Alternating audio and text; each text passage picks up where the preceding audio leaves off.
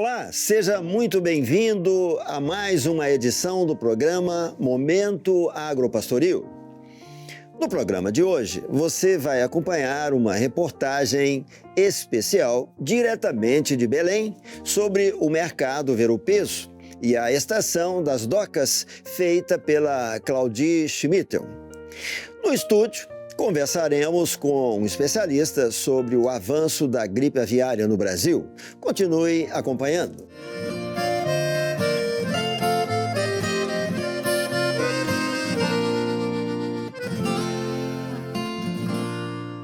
A Claudi Schmittel, que sempre me acompanha na apresentação do Momento Agropastoril, está em viagem para o Pará e ela produziu uma reportagem especial para a edição de hoje. Hoje vamos descobrir os segredos e os sabores do coração do Pará, Belém, uma cidade que mistura tradição e modernidade.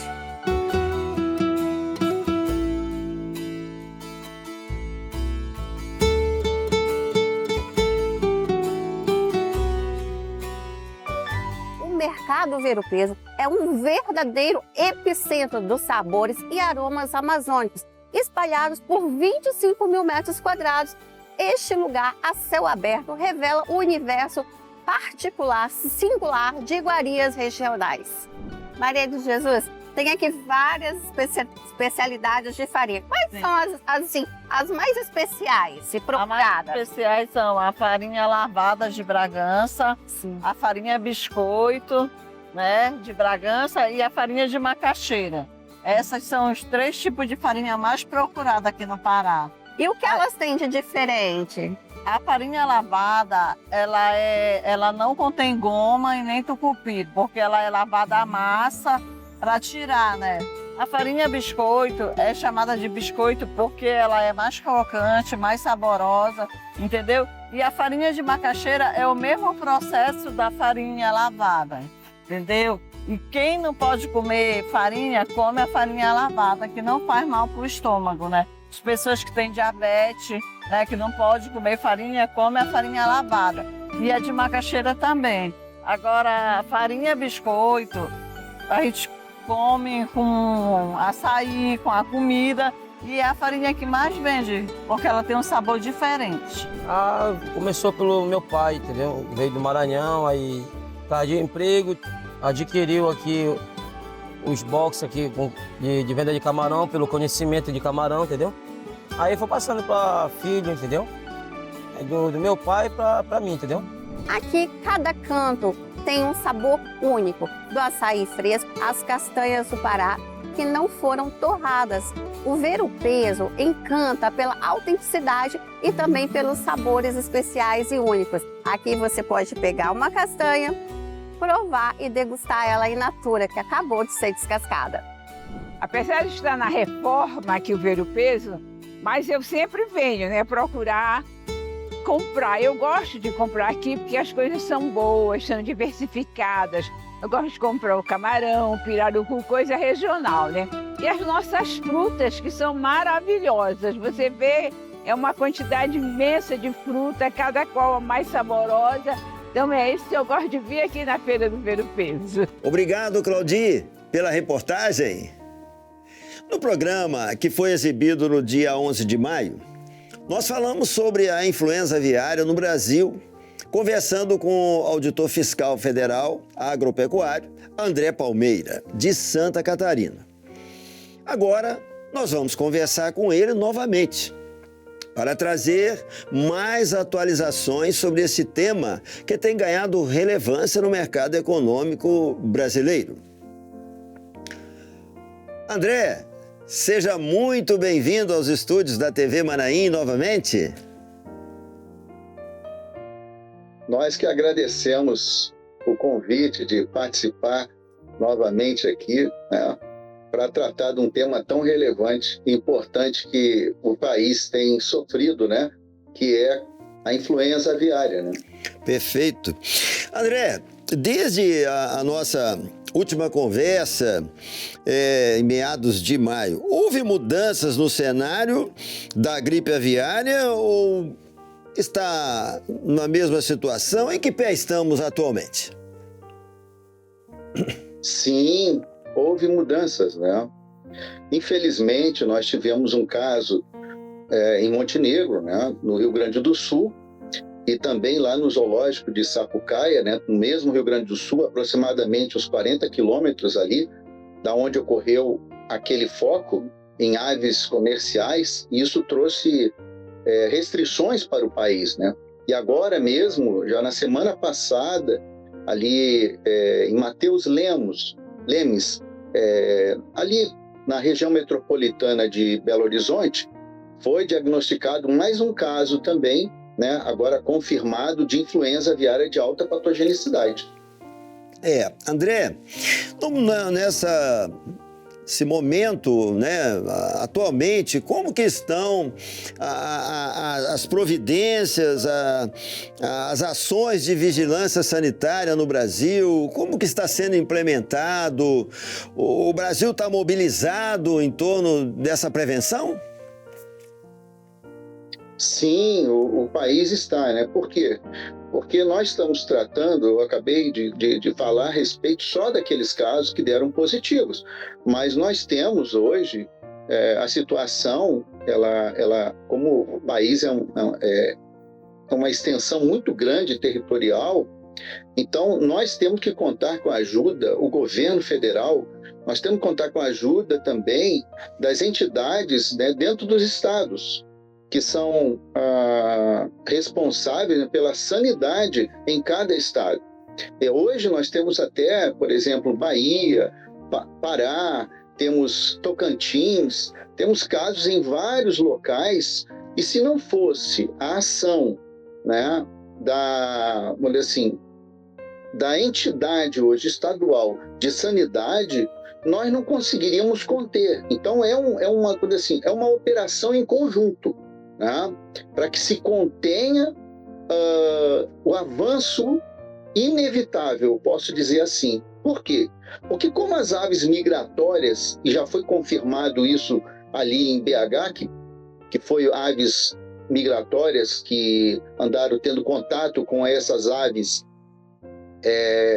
de subsistência ali, né, foi né, tinha até pombo e tudo.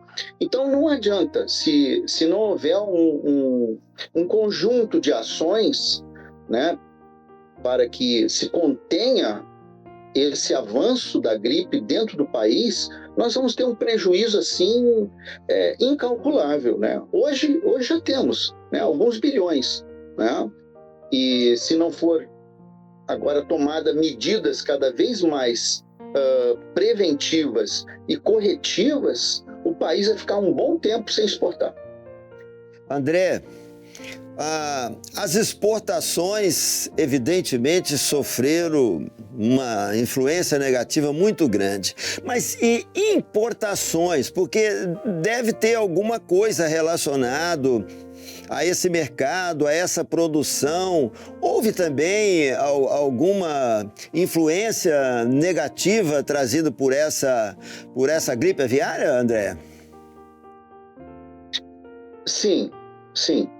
Não, o maior problema é que, assim, como nós temos vários acordos comerciais, o país, logo após passar por uma situação sanitária, ele é obrigado, né, a ele mesmo tomar as providências e pedir que sejam suspensas as exportações para aqueles países que nós temos acordo. Exemplo, né, União Europeia, China, né, alguns países da África, né, Coreia. Então, tem alguns países que isso já está, vamos dizer assim, alinhado. Isso é ruim porque afeta todo o país, né? Em consequência disso, tem outros países que eles limitam apenas ao Estado, né? Por exemplo, o Japão, ele permite Santa Catarina exportar, Paraná exportar, né? Sim. Mas a maioria que nós temos esse acordo comercial, né, tem que se cumprir. Não adianta, então você acaba sendo prejudicado até mesmo no sentido de outras carnes que poderão ser impactadas se continuasse. Tá certo. Então, esclarecendo bem, tem estados brasileiros exportando e tem países ainda importando carne de frango do Brasil. Ainda tem. Sim, ainda existe. Certo, Por quê? Porque o acordo comercial permite isso. Mas vamos dizer assim, o grande prejuízo é que esses países, por exemplo, China, né, não é o maior importador de carne, né? Nós exportamos muito para a China, mas ele faz com que o prejuízo seja muito grande, porque ele é o segundo maior importador. Nós temos, por exemplo, os Emirados Árabes, são os maiores importadores. E eles liberaram, não há problema de continuar exportando, por exemplo, carne de aves de Santa Catarina, né, de São Paulo, Paraná. Agora, China não aceita. Tá certo. André, uma coisa incomoda, porque na hora que eu paro de exportar, evidentemente há uma queda nas vendas. Essa produção vai ter que dar um destino para ela.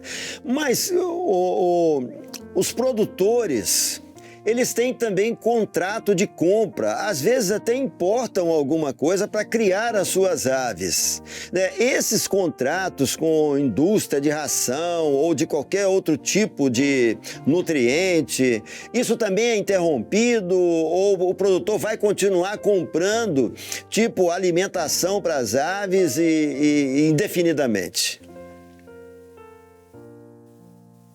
O que acontece na grande maioria dessas indústrias que exportam? Elas têm o chamado sistema de integração, ou seja, elas fornecem desde a ave, a ração, a assistência técnica. Tudo isso é responsabilidade da indústria que vai abater esse lote de aves. Então, o produtor, na verdade, ele não tem um prejuízo maior, né? Entendi. A não ser aqueles que, né, porventura tenham sido atingidos pela doença. Esses sim vão ficar um bom tempo, né, assim, aguardando até que se conclua o período de que a gente chama de vazio sanitário, para se novamente alojar aves ali e começar a produção. André, o mercado interno, com certeza, né, está sofrendo e talvez até vai sofrer uma influência muito grande com isso, né? E como é que está? Vocês já têm alguma informação ou está muito recente ainda para saber o que isso está provocando no mercado interno, dentro do Brasil? O que está provocando no consumo e comercialização de carne de aves? Olha, ainda está muito recente. Por quê? Porque há muita desinformação, né?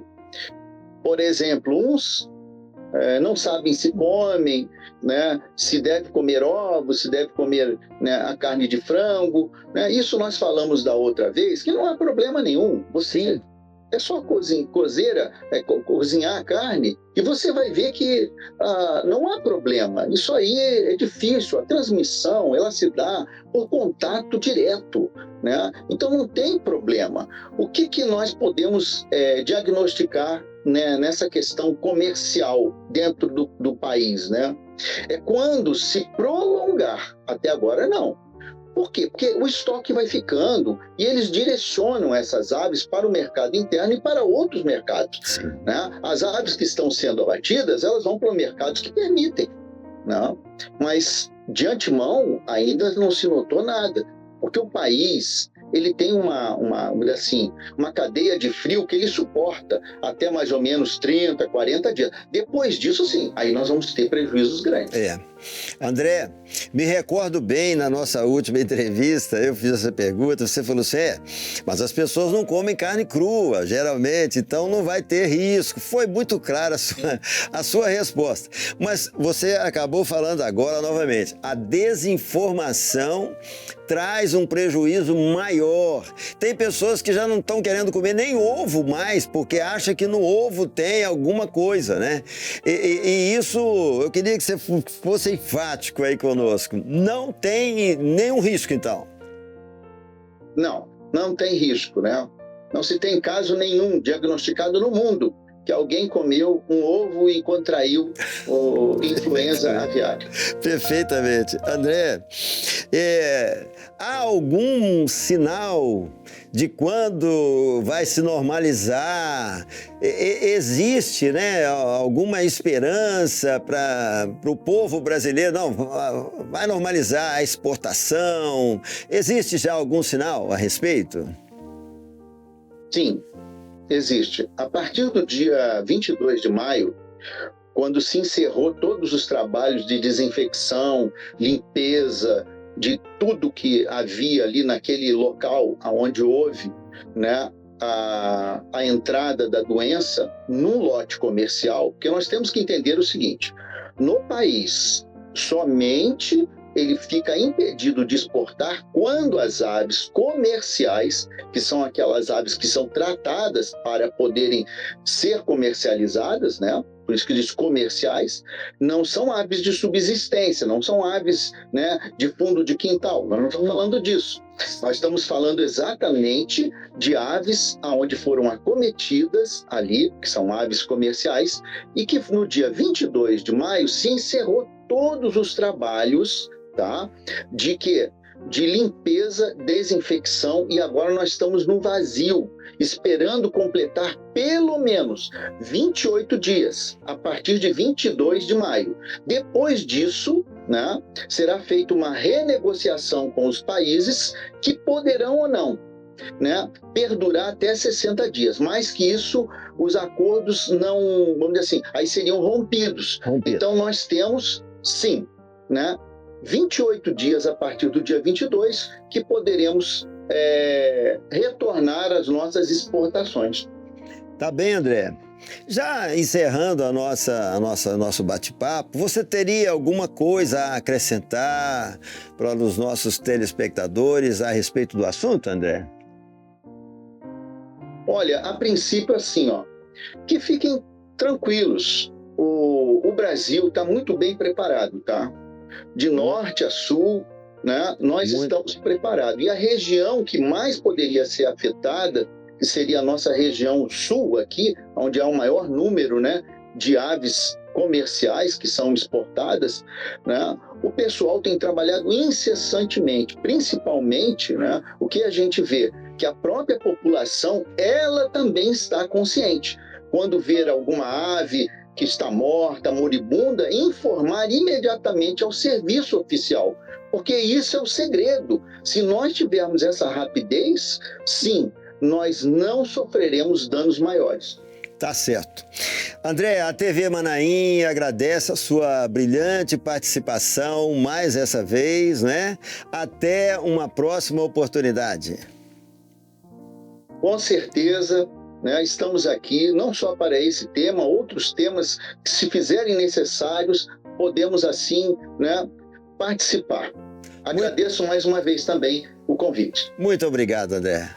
Até a próxima oportunidade. Assim chegamos ao final de mais um programa Momento Agropastoril. Até a próxima semana com mais informações sobre o mundo do agro.